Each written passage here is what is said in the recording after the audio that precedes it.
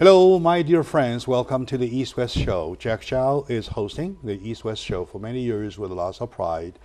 And I love my audiences who love me a lot. They write to me in their emails. Some even call me, say, Jack, we need some info. We need this and that. And lately, when putting together, the more request lies in the fact about we should do a discussion about the healthcare.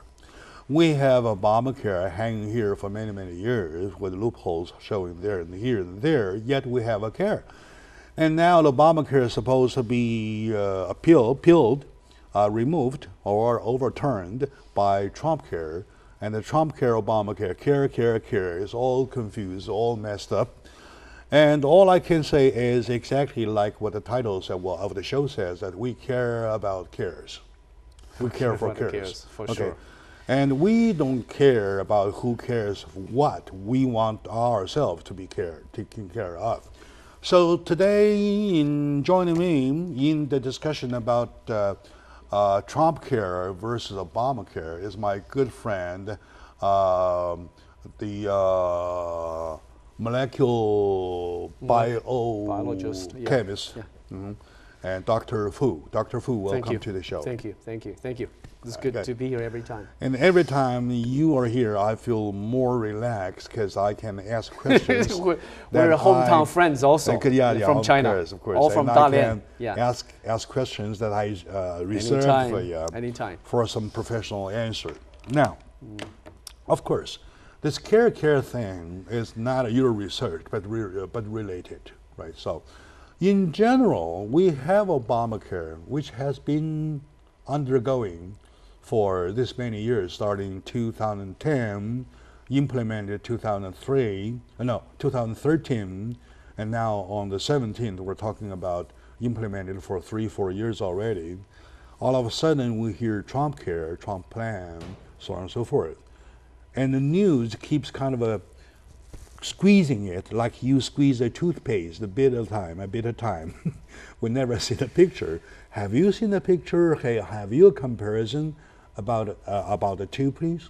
Well, first, you know what? I'm not an expert on healthcare, but you can see a lot of research and news and also the people around us. And over the last, I would say, 8 to 10 years, this has become intense. Very intense topic. Yes. The reason for that is that U.S. healthcare is lagging behind all over the industrial developed countries.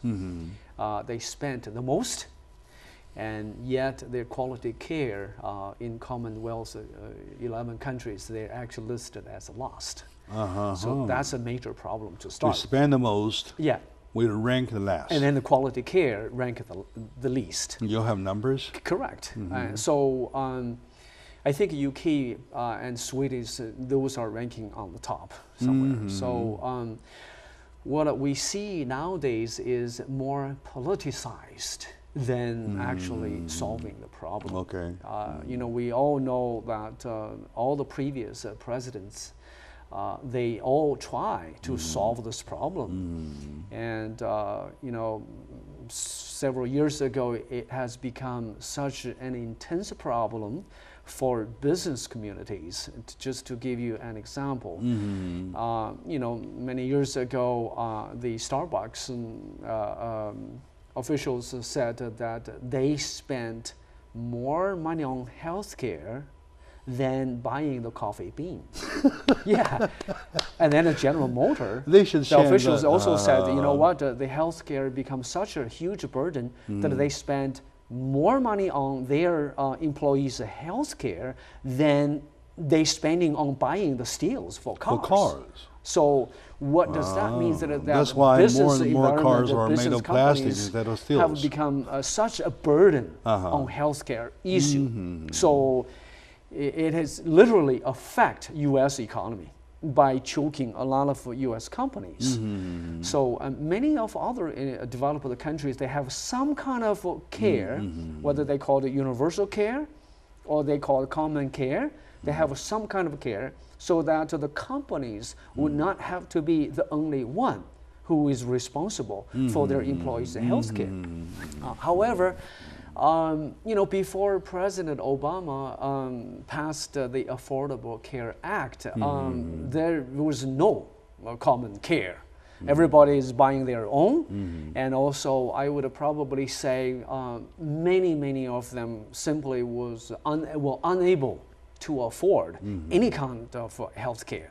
So ever since the Affordable Care started, and there were estimated at about 30 million people have registered some kind of health care one way or the other, which is great. Now, 30 million is almost about 8 to 9% of the U.S. population, which is huge. Although, affordable care is not perfect, they have a lot of areas that need to be improved here and there, but when you look at the numbers, it's beneficial to a lot of people. And a lot of people are thinking that affordable care is actually for a lot of non-white and poor people, but on the contrary, about I think more than 89% of the affordable care is actually for non-white, is for non-elderly white, not college educated. In other words, a lot of white poor people, they are enjoying this affordable care. White and poor. Yeah. Okay. It's not just the super poor people, such as the struggling population. So it is beneficial all the spectrum for white, Caucasian, and Latino, African Americans.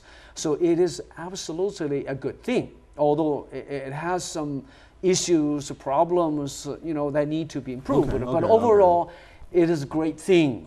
That's the first starting point.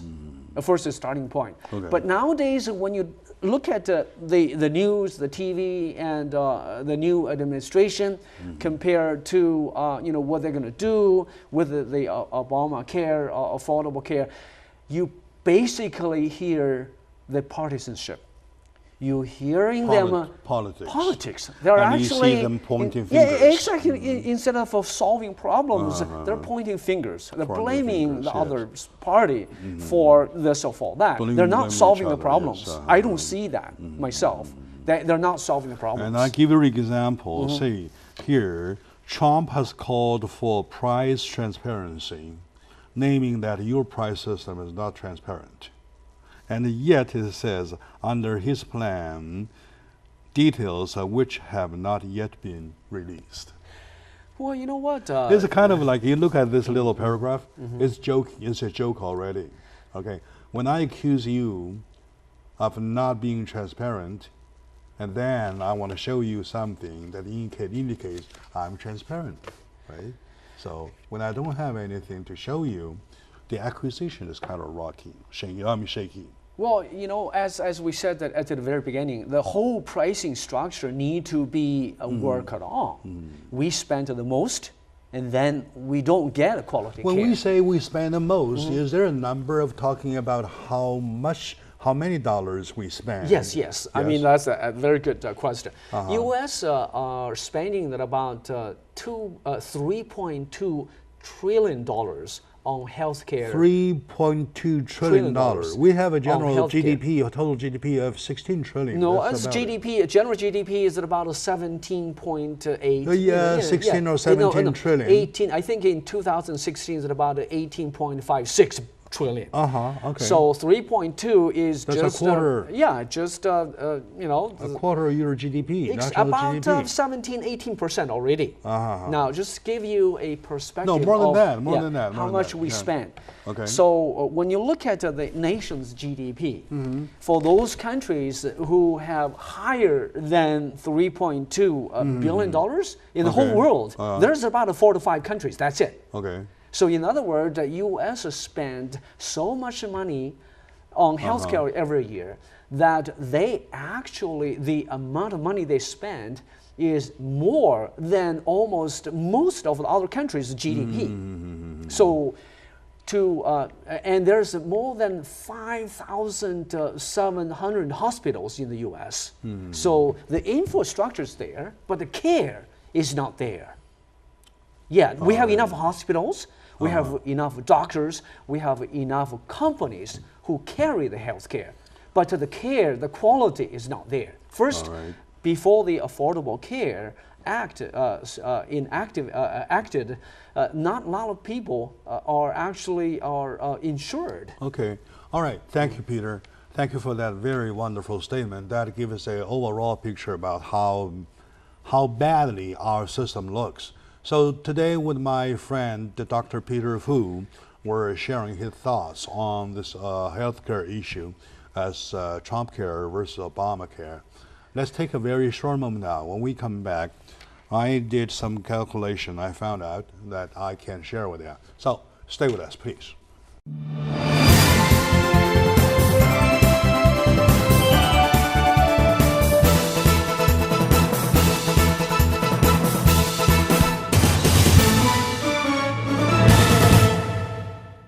Hello, my dear friends. Welcome back to the East-West Show. Jack Zhao is hosting the East-West Show with the G&E TV.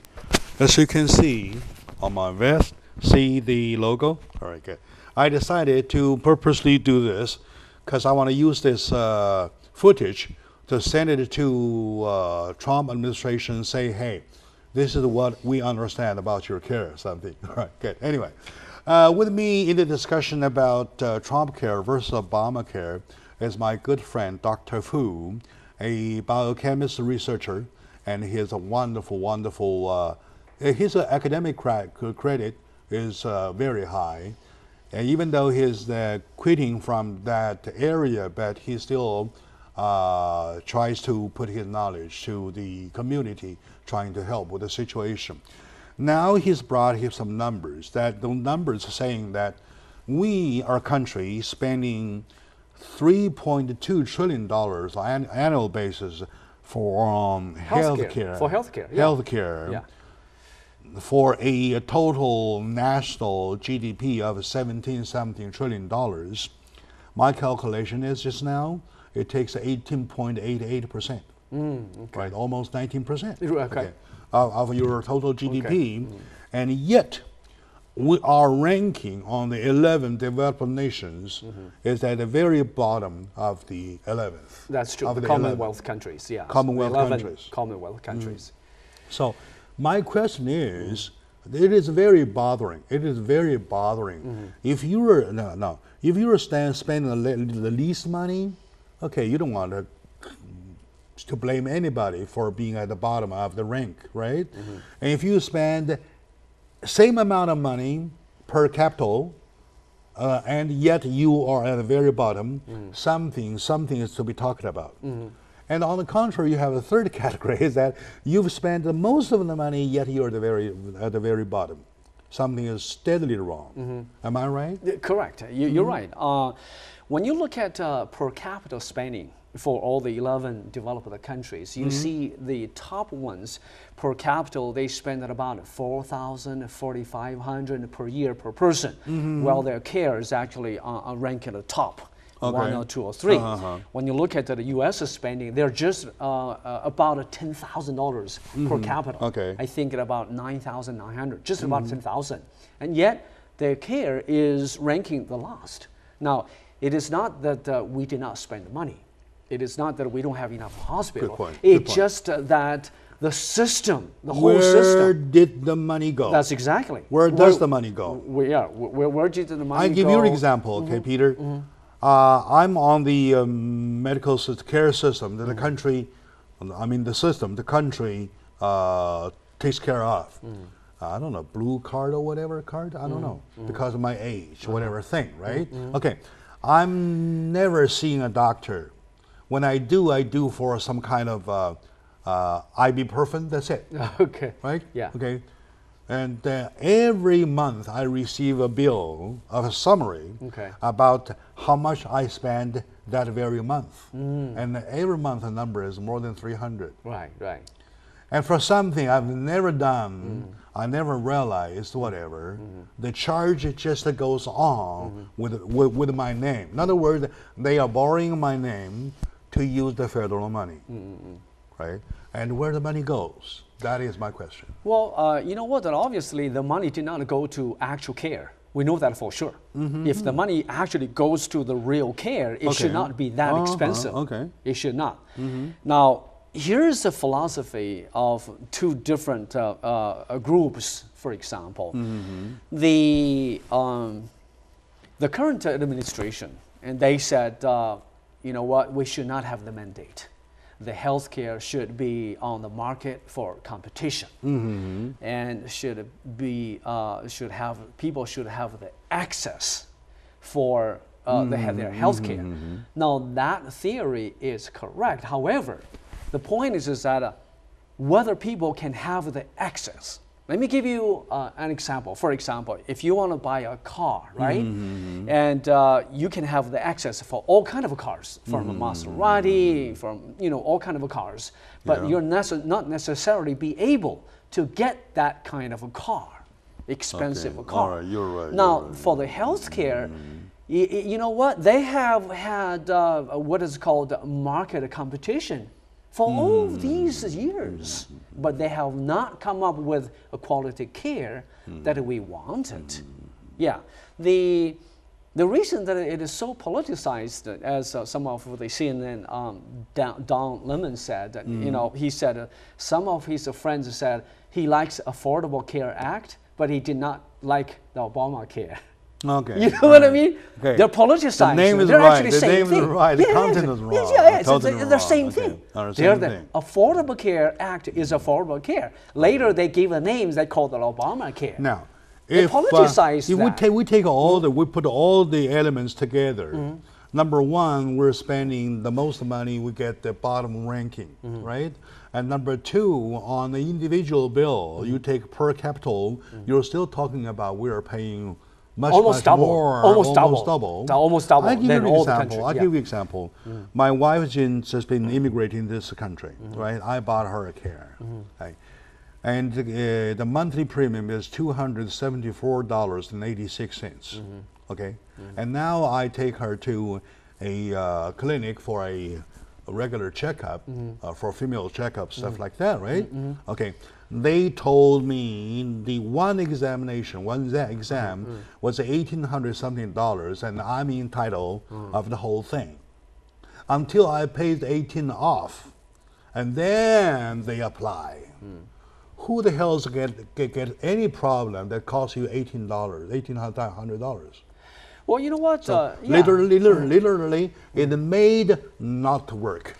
Well, you know what? It is made not to work. They, when they ranking the healthcare quality, one of the things that they said about the U.S. healthcare is that they overcharge and overdo the testing part, and they don't share the testing results. Now, in your case, first, they overcharge. You don't even know what kind of testing they're doing. I mean, you said, they charge you about $1,800 for a test.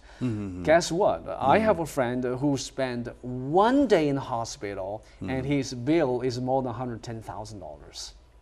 I mean, his case is a little bit more complicated, of course. However, who can afford that? And also, I just... like I said, it is made purposely not to work. Well, see, that's get to the bad cycle. Once it's getting more expensive, and people are more likely not to go for the service. Scared away. Exactly. Because when they're not going for the service, they're scared off. Exactly. When the few people go to the service, they have to charge more and more to support themselves. Exactly. And then, a lot of people around us, if they have some kind of illness, whether it's major and minor ones, guess what? They go to China to take care of that. Then they go to Taiwan. Oh, yeah. Speaking of taking and they go to Europeans because it's too expensive. The kind of insurance I pay, I pay, like, say, every 3 months, 360 something under the government's care, right? So, and for that, I have no visual care, eye care, I have no dental care. And for any dental care, it has to go out of my own pocket. That's very expensive. Okay. Very expensive. I can wash my teeth. Very expensive. Clean my teeth for like once a year. I don't want to do it. Very expensive. I want more care. Yeah, that's right? true. That's true. So anyway, for anything big enough to for you, big enough for you to ask for help, to apply for the care, to apply to the care, it doesn't work. Well, let me give you another example why that healthcare need to be worked on intensively one way or the other. It's not a one party's responsibility. It is the whole government and all the industries' responsibility how to make it working. Let me give you another example.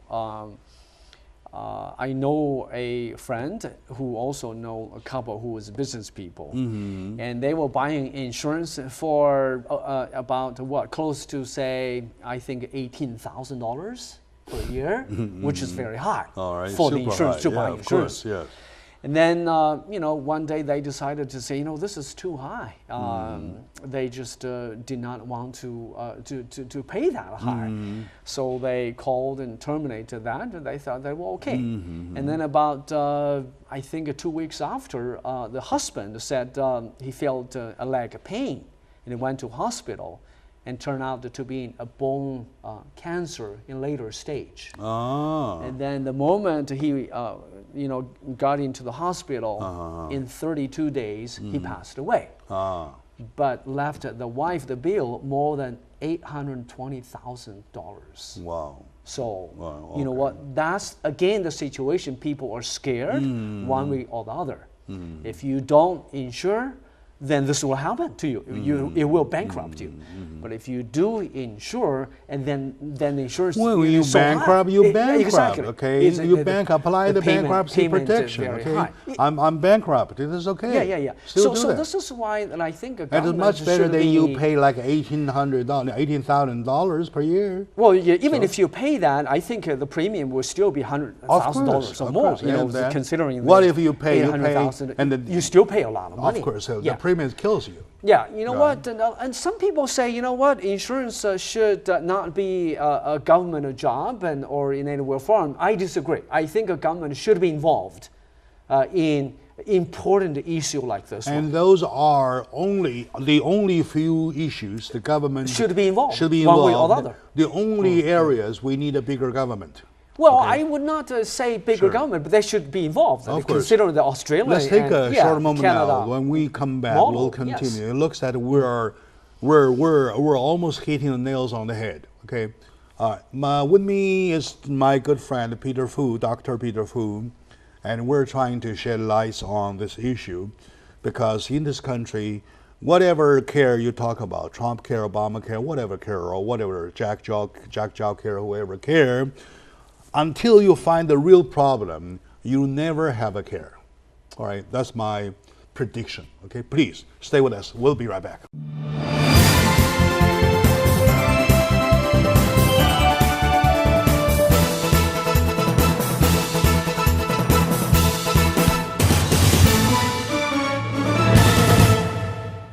Hello, my dear folks. Welcome back to the discussion about our health care. And right now we're facing a situation of Trump care versus Obamacare because the Trump care tries to overturn Obamacare. There are lots of people holding strong for against that. Oh, by the way, the voting is tomorrow. The Congress voting is tomorrow. Let's see what happens. Today with me is my good friend, Dr. Peter Fu, and molecular chemical researcher. And he's got a lot of monument in that area. So, Dr. Fu, welcome to Thank you. It's glad to be here every time. Right, good, very good.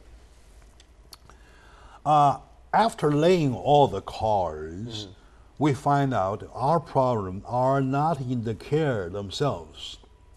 Our problem is in the fact, the hidden fact of where the money goes. Am I right? Yes. Am I safe to say so? You know what? We spent more than double the money, and yet our care is of all the Commonwealth's 11 nations ranked the 11th, the last. Right, okay. Now, here's a few things that I want to emphasize. And a lot of people just say healthcare should be, given to the healthcare companies. I totally disagree. When you look at the 11 Commonwealth countries, they are faring very well. The quality care is very well.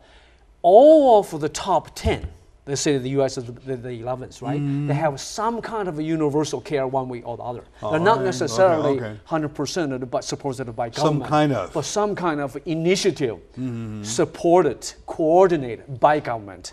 When you look at Australia, when you look at Canada models, they spend less than half of what we do. England, Sweden. English and Swedish. And even Canada. Correct, Japan also. They spend less than half of what we spend, and yet they have better care than we do. So I do agree that the government should be involved one way or the other. I don't agree that the government should be completely hands-off. Peter. Yes. I'm so confused with the fact. Okay, now, there was one time I was hired by a producer in Hollywood to voice over something, a production. That was a production about exactly medication versus care, medication versus its reasonable price. There was one medicine itself, the cost of which, you know how much that is? 0.3 penny per pill. And you know how much it sells for? $163. This is way too much. How many times? How many percent? Way too much. Yeah. Way too much. Okay. And then that example was said to be, quote unquote, very common, very prevailing in the industry. Okay, now, you go to the industry, in the production it goes. Okay, in the industry, it says, we went to school, we stayed there long enough, we paid tuitions. Okay, my tuition needs to be paid back. Okay, all right? And then you go to researchers, and medicine researchers, right? The lab. They say it takes us 10 years to create, takes us 20 years to go by, pass FDA, right? And you go to FDA, and FDA says, well, we are the government, we have to be responsible for the safety of our people, right? So, and then now we're talking about why are we not cared for enough? Now that since they have such a system, such a responsible system that makes 20 years to pass a medication for going into the market. So it goes on and on and on. Everybody says that we are responsible, we are capable of protecting you by providing your care. And yet goes on, and it ends up money goes to a basket which is unknown. That is my confusion, Peter. Well, I think 90% of the people are not the main, the healthcare population are spending way less than the 10%. So I think it's eventually it's in the management. For example, the example that I give to you. The gentleman went into the hospital, 30-some days died, and whether they have intensive chemotherapy, radiotherapy, or what have you. Whatever, yeah. But the thing is that left to the wife more than $800,000. That's in addition what they charge to the insurance company. Okay. Now, let's take a step back. Let's say the person is terminally ill, and he decided to stay at home. He probably will stay the same thing about 30 days anyway. Same way, yeah. Same way. So that's why it does not make any sense. Why spend so much? Why charge so much? I mean, the pill, the medicine is one of the aspects. But other things is also the procedure-wise, the testing-wise, I am pretty sure if you follow this case, go through bill by bill, you will find money that is, well, not everything was charged reasonably to that very account. So, and that's the whole system running that way. Now, before that is resolved, we have Trump care, Obamacare, whatever. They never work, except they use that as a handle to make a political point. That's the problem. All right, that's the problem. That's the second area we're talking about a problem. Am I right? Yeah, that's the problem. And when you see they're discussing these issues, they're not really discussing the issues. They're actually trying to score political points. Now, here's what I think. I mean, President Trump is a very talented person, and but I don't think people elected him to prioritize building walls or get rid of affordable care. And people elected him to create jobs, to shake up the business part. I think that could be the misperception that President Donald Trump might have. So personally, you know, Obamacare or Affordable Care Act is not perfect, but I don't think any administration should get rid of that or just leave 20 to 30 million people potentially uninsured. And that just does not make any sense. What I think they should do is open more options. You know what? This could be just a wild suggestion. It could have a Walmart, a Costco have their own simple clinic. If people have some immunization, simple illness, they could probably go there taking care of most of the simple things. Yes, the complicated procedure will go to the specialty. But it just, the whole system is not working. Right. It's not working. And, well, I would say, unless they make a political point, unless they want to use this to score them up, well, politically, unless they want to make it a partisan issue, they will not have done anything like this, black and white. For example, now, talking about the individual mandate, right? What's wrong with the individual mandate? Well, you know what? And Trump want to say the individual mandate will be eliminated in Trump's hand. So when we, a country together, spend this many years working out something to make it a mandate, and here comes somebody who overturns it, it sounds like a joke. Well, you know what? There's two opinions. And first, just like auto insurance, and people say that in order to make the system working, like Social Security, everybody should contribute one way or the other. Okay, sure. And but the Trump administration believes that you should not force people to buy insurance where they don't want to buy. Now, each one can present their own opinion, but that should not get rid of the affordable care completely. In other words, you can keep a lot of key points of affordable care and still say, in terms of buying the insurance, we'll make it voluntarily, not mandate. That would be fine for me. All right. But that would be fine for me. A lot of people. Key points, though. One of the key points being the pre-existing conditions, right? Okay. Under Obamacare, they say, in spite of the fact that you have pre-existing conditions, you are not to be denied for health care, right? And Trump says, I like that. I want to continue that. Yet, he says, Trump likes the pre-existing condition requirement of the ACA, which is his care, but coverage for pre-existing conditions may become more expensive under his plan. Well, you know what? Here's a detail that they did not discover. Anyone who wants to go to the hospital for care, they have a condition. Whether they have a cold, or whether they have a diabetes. Otherwise, why do they go? Exactly, they have an issue. Whether it's a temporary issue, like a cold that can be cured in a week or two, or they have a diabetes, that's going to be a little bit longer care. They have an issue in order, to need a medical care. Now, the Obamacare said, you know what, that's the pre-existing condition they should cover, and so does the Trump. But here's what I think. I think that they should accept the medical insurance. However, if the situations become so severe, so expensive, that does call for more of the premium.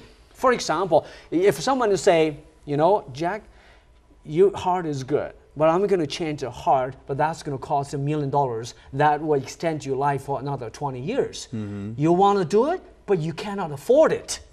So that's exactly should not be the condition. If someone has a condition, say, you want to change the heart to live course. longer, but that $20 million will bankrupt the system.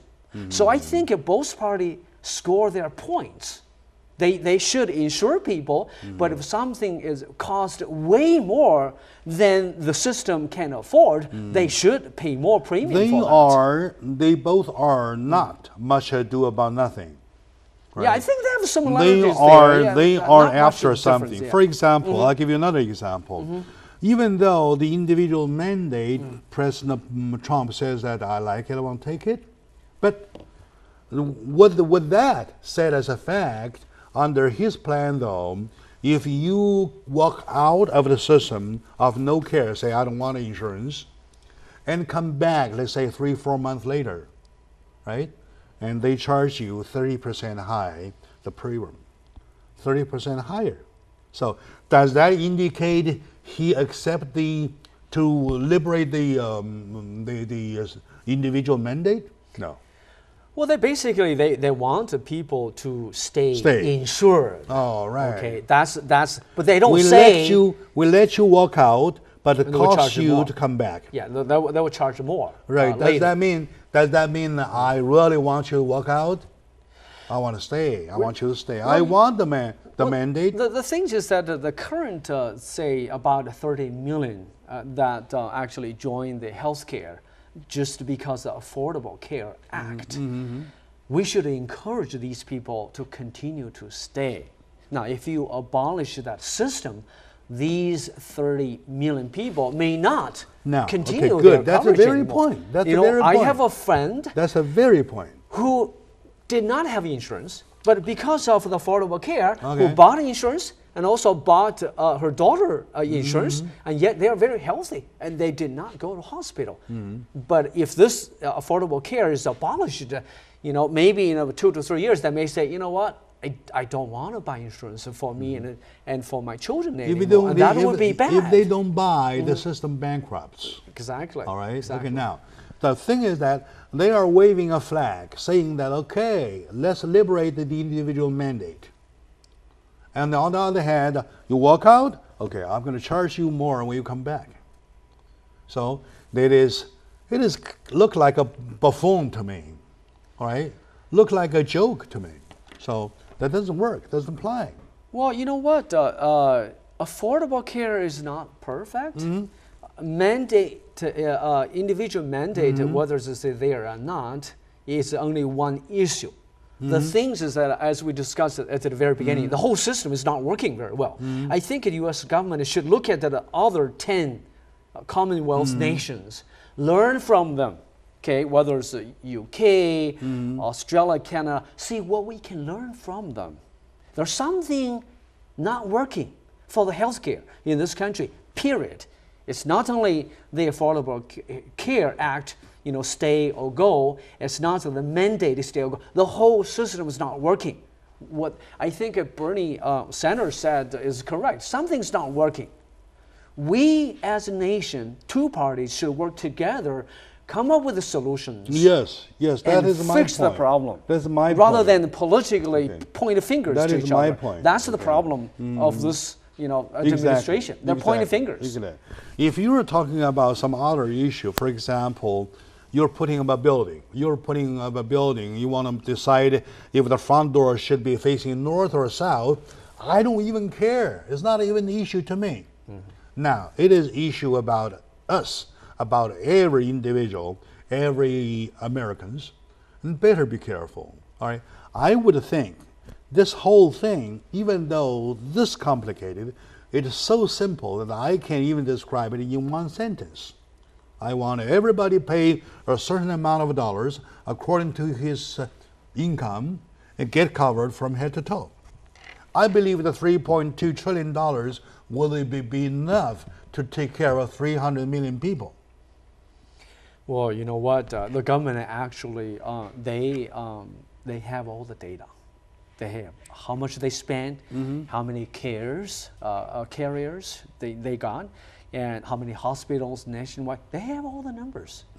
It's just somehow they did not work together to solve the problem.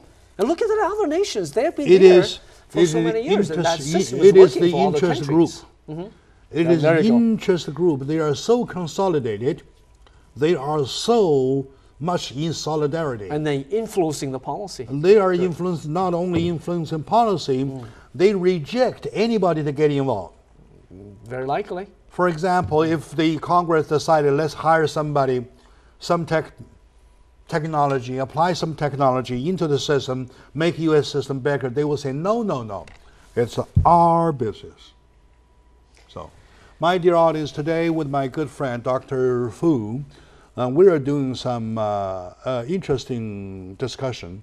We're not saying that we are supporting Obamacare, and we're not saying we're supporting Trump care. We're supporting the fact that Americans need some kind of care. True. And to me, my solution would be everybody pays a certain amount of dollars according to your income, household income, and then everybody deserves a care from head to toe. Something like that, universal, right? Have some kind of care. Let's take a short moment out. When we come back, we'll exactly find out what causes this so difficult. What is the basic element that makes this matter so complicated?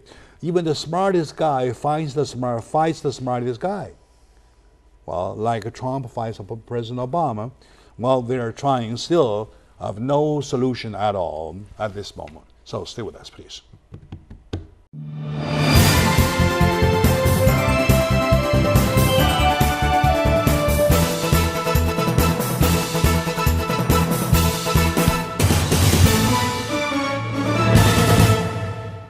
Hello, dear folks, to my dear fellow Americans. It is a crucial moment for us to sit here to talk about our healthcare system.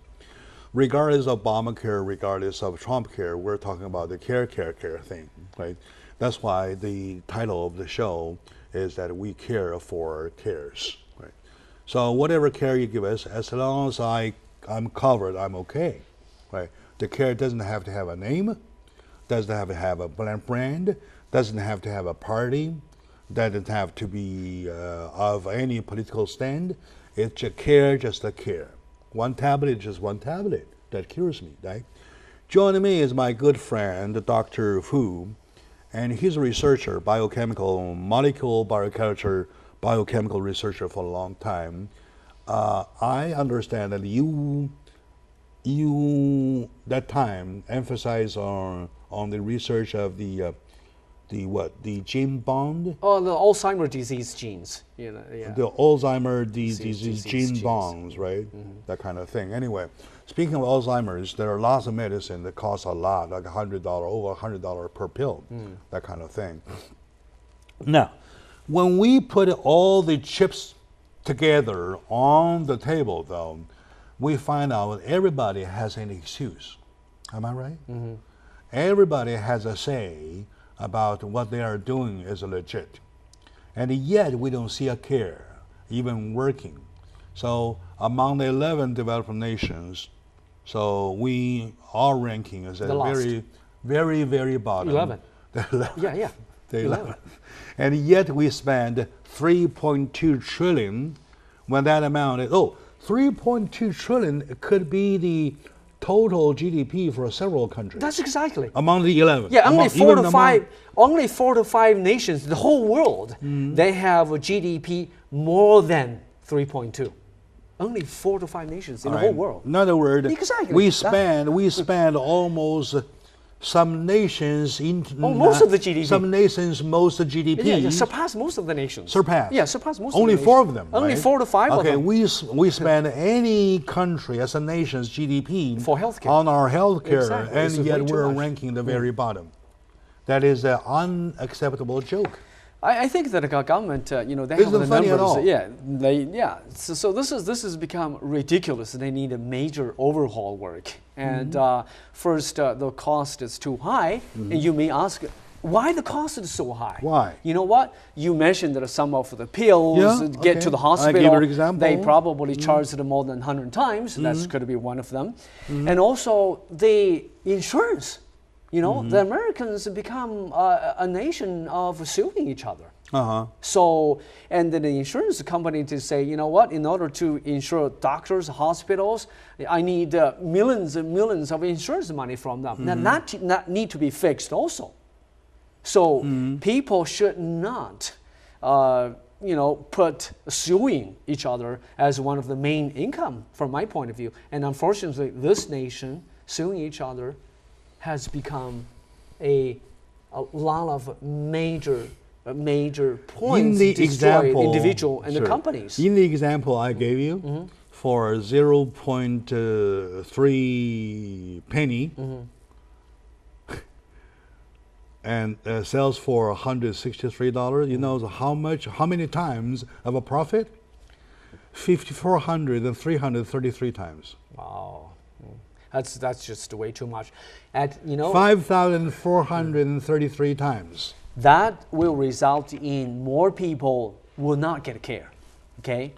It's a blackmail. You know, what exactly? That's a blackmail. Yeah. So more people will say they will not go to hospital. Such as in my wife's case, when I discovered they never cover anything, you probably will not go to hospital. I said, okay, I'll cancel it. Oh wow. Okay. And then when the time we signed in, I offered the automatic charge account system, right? I got my card there, my account number there, right? And the second month again, automatic charge, automatic charge, and it took me some efforts to get off. Okay. And get off the hook. Charging, yeah. Lucky me, I look at my kind of account. If I just overlook, and the money is still going, right? So it is easy to get in. It is hard to get out, and it charges you something, and whatever they want to charge never cares about you, and never covered. So that's the problem. Yeah, that's the major problem. And at the end, you know what? People don't use the system. When people don't use the system will wither and die. And the system has no money. Exactly. You're talking about, after all, you're by logic, you're talking about a mutual aid group. Mutual aid group. Okay, we have 100. Everybody put $100 in a basket. We have $10,000, right? For the $10,000, Jack gets sick, all right, and whatever gets sick, just 2% got sick. We use 10% to cure them, and then we keep on going. The 10,000 goes on. After all, it's only that game like a mutual aid thing. When mutual aid is talking about, you got to give the incentive for people to keep on putting the $100 in your basket. Otherwise, you're dying. It wouldn't work. Well, you know what? Then I think for the healthcare issue, it's become so complicated, and given the political environment, it's going to get worse before it starts getting better. That's my prediction. All right. And for the Trump administration, no matter what they do, it's going to be very hard for them. You know what? He has promised to repeal Obamacare. If he does, then it's going to be very hard to replace. If he did not do that, he had that promise. So this is a nation problem. It's not a party problem. I want to see two parties working together to solve this issue one step at a time, whether it's reduce the insurance, whether it's reduce the frivolous lawsuit, whether it's reduce the the cost of the pills, the cares, whether it's to reduce the cost for multiple unnecessary tests. The only way to do There's so many things. Is to handpick the interest group. Okay. Put them out of the story. That's actually, yeah. Let the government do the job. Exactly. Okay, now you wait there, you guys wait there. You guys wait there, we take you out, let you guys wait there. The government gets him. Okay, I want XYZ amount of from you, from this market, who can give me the best bid? Let them stay there in the market. Not, instead of being the molecular of the market. So that is the only way. Until then, we shall never see a care. Well, you know, when you look Otherwise, at other countries, they actually have what is called a universal care system, and they have a bigger population, and they have a better bargaining ability. 300 million is not a small market. Exactly. It's a big one it's a big already. Market. And so what they need to do is work together and have a collective bargaining ability with the care companies. and then you say, you know what, I have this many millions of people, they need care, and what can you give to them? The care companies plus the pharmaceutical manufacturers, they're supposed to be on the market, not on the stage. The problem is that with the current administration, what they're saying is that, okay, you know what, Obamacare controlled too much. We should let the insurance company to compete with each other. The problem is that before Affordable Care Act, the insurance companies did not do their due diligent work. They're supposed to compete, make the rate they have been in the system ever since day one. Exactly. They're not doing. They did not do their job. They don't have to do anything. That's why exactly. Their primary is the money. I'll give you an example, like a union system, whatever union, like a union system. They are so strong. They hold their fort so strongly, and they're kind of a solidarity, they are holding, so nobody can get in, nobody can hurt them. All right, they are the one, so they are the center of the whole issue.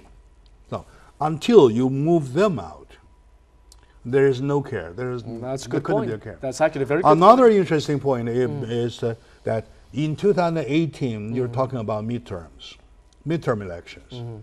Lots of Congress members are worried about their re-election. Right? For that re-election, for that worry, there are 27 of Republican Congress members have already expressed they do not buy Trump care. You know what? I think the system eventually will evolve, regardless which political party is doing what. The system will continue to evolve. And I like to see some insurance companies, whether it's regulated or coordinated with the government or not, they would say, okay, here's the premium, here's what we're going to care, okay? And then here's another premium higher, and this is going to get this care. This is another premium you're going to this care, so that you would not run into a situation, you go to hospital and 30 days later you're going to die and left over $800,000 bill. That's just ridiculous. Yeah, people are scared. Of course. People are scared to go to hospital. Above all, this whole thing, even though as complicated as hell, could be explained, like I said, just one sentence. All right, I have 300 million of population. All right, I need 100 metric tons of amoxicillin. All right, who gives the best price? Who can give me the best price? That's the system. That is the system. All right, and for this 300 million people, everybody pays $100. That's it, and we cover you. The amoxicillin goes to you.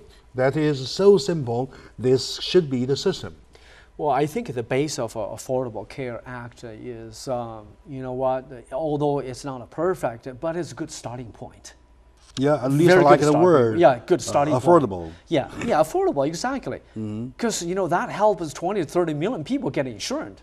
So I think the Trump administration should consider how many people are insured because of the Affordable Care Act, and how many people would lose their insurance if you get rid of that. But due to politics, they will not recognize that way. They have to deny him. They have to point the fingers. That's right? The problem. That they are kind of taking a ransom by politics. They have to say like a politician. Right now, without the pointing fingers, if you see cross line about news of Donald Trump, he is still pointing fingers at this very moment.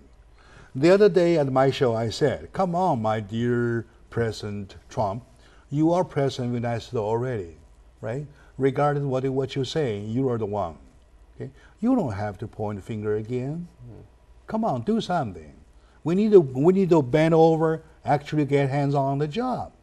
They can also learn something from China's system, how they have people insured. No, nobody will get in. Yeah. Nobody will get in because it's a drum. It's a metal drum sealed. Nobody can get in. They're so strong. Anyway, all right, my dear audience, the more we talk, the less hope we see. What a show I feel so bad about it. Okay, my dear audience, worth talking, worth your while. And with my friend, Dr. Peter Fu, who I respect a lot. Oh, by the way, he drive a long way to get here, 2 hours something, right? To get here. We especially give him a hand for loving this community, for coming here to share. So to my audiences, thank you for watching the show. Thank you for caring about the issue. I believe the answer is in you. You want to get involved. Something you dislike, just call your Congress member, say, I dislike that. All right, good. All right, my dear audiences, see you next time. Thank you. Thank you. Thank you.